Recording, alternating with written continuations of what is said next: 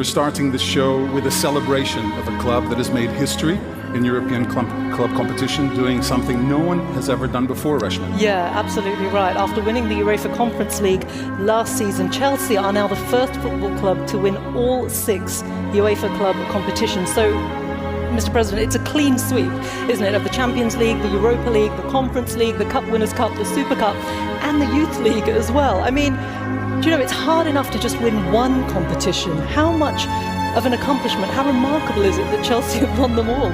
It's impossible almost to win all our competitions.